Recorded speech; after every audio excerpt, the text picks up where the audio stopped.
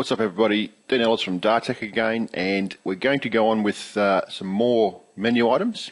We're nearly at the end of it, and in this tutorial we're going to go to and have a look at the 6 user manager menu items.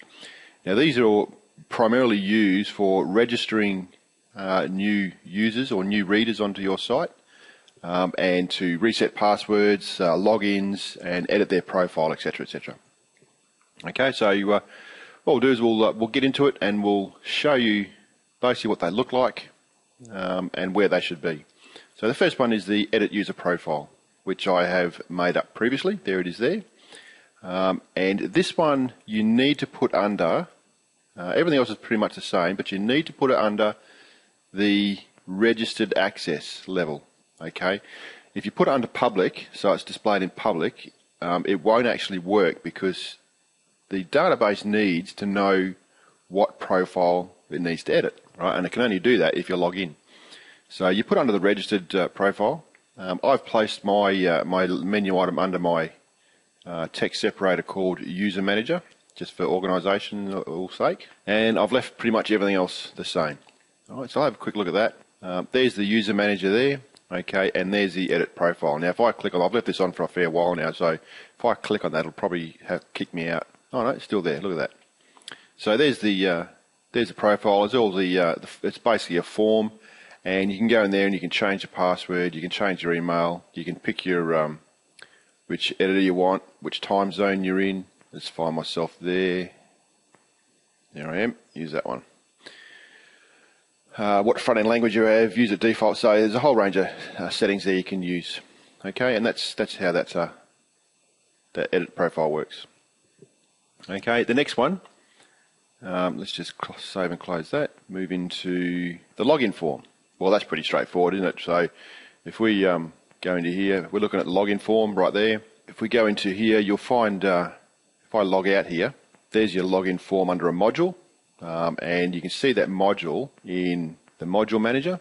Okay, there's the login form here. Okay, now that's one way of setting up the login form. The other way of setting it up is if you go into the user manager and hit the login form, it'll display the login form in your content area. Okay, so there's 2 ways of using your login form. You don't have to have the module there. You can just sit it into your menu if you like, and save a little bit of space on your left and right columns. Next one, password reset. This can stay in public, and this is located usually under the login form. You see 3 options here: create an account, forgot your username, forgot your password. This link is a forgot your password link. So if we go into the user manager and have a look at the password reminder, I think I called it, was it? Password reset. This might be one of the ones you have to register to log into. So let's go and just log in again. There it is there, password reset. So when you click on that, it comes up with a form. Oh no, you're already logged in, so it'll actually ask you to reset your password here. So it goes straight back to the editor form, so you can reset your password. So it's the same link as the editor edit profile, same as the edit profile link. Let me just log in again. The password reset link pulls up the same page as the edit profile link. I guess it's just a way of saying, well, okay, for the reader, if they're not quite sure how to reset their password, and you go edit profile, they're probably going to get a little bit confused. But it's the same link. Moving right along, user manager, login form, password reset, registration form. Okay, registration form.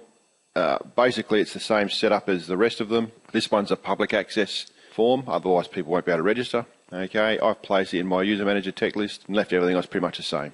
And all it is, when I log out, you see create an account. That's your registration form. Okay? Under the user manager, if you go registration form, okay, same thing. If I hit create an account now, same page. Okay, so that's where people go to actually register their names and submit it. There are settings inside Joomla where you can manipulate and manually confirm who goes into who becomes registered in your page. You can have it done automatically. You can have you can send them an email to activate their account. You can have it have the program automatically activate, depending on what level of security you want on your website. All right, and we'll cover off on that on another playlist. Moving right along, password reminder. Okay, the password reminder is forgot your password, that one there. Okay, so if we go into the home page now and look up the password reminder, again we have to be logged in for this one. No, we don't, because if we logged in, we didn't forget our password.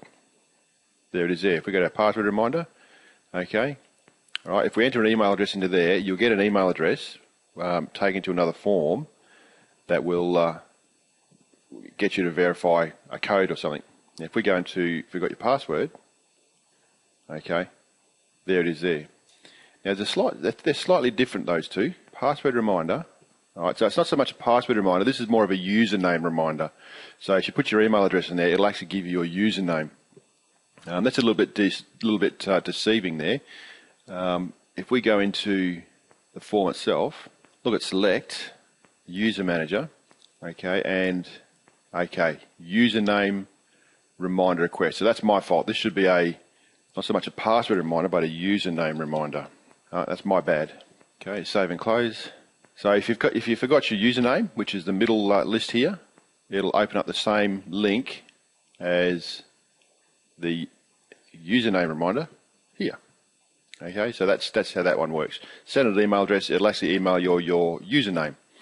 And the last one is if you forgot your password reset, okay, it gives you a verification, it'll email you a verification code, and the same for this the bottom link here, same page. Okay, I haven't gone into how to create these because if you look at your last dozen or so tutorials, it's all the same. We click new, it opens up a fresh page, you hit select, and you go to the user manager categories, and there's the 6 of them there. Okay, and I think there's one more we have to concern ourselves with, is the user profile. And if we log in again, sorry, if we go home, if we log in again, and we open the user manager and we go to our user profile, okay, basically it's a summary of your user profile here. All right, and you can get to the edit profile from this page just by clicking the button at the top. Okay, it takes you back to the edit page. So it's all pretty straightforward, this one. Usually I usually sit all these links, or some of these links, under the home button as a submenu. So when usually it'll be edit your profile, maybe a user profile if you want, but if it's edit profile, it really doesn't make any difference. That user profile is a little bit nugatory if you ask me. If it takes you back to the same form which gives you the information, you may as well just show them their profile by using the form. Login, I actually use a different module for that, and I'll go into that a little bit later on. Password reset and registration form, I usually place those underneath the home form, so it's a home button, so it's a sub-menu under the home button. That's how I normally set my websites up. You can set yours up however you like, so it's just my preference. That's where I put my stuff. Okay, and that's it for this tutorial. Hope you got something out of it. It's a very basic categories for the user manager. If you liked it, hit the like button, subscribe to this channel, and I'll catch you on the next tutorial. Bye for now.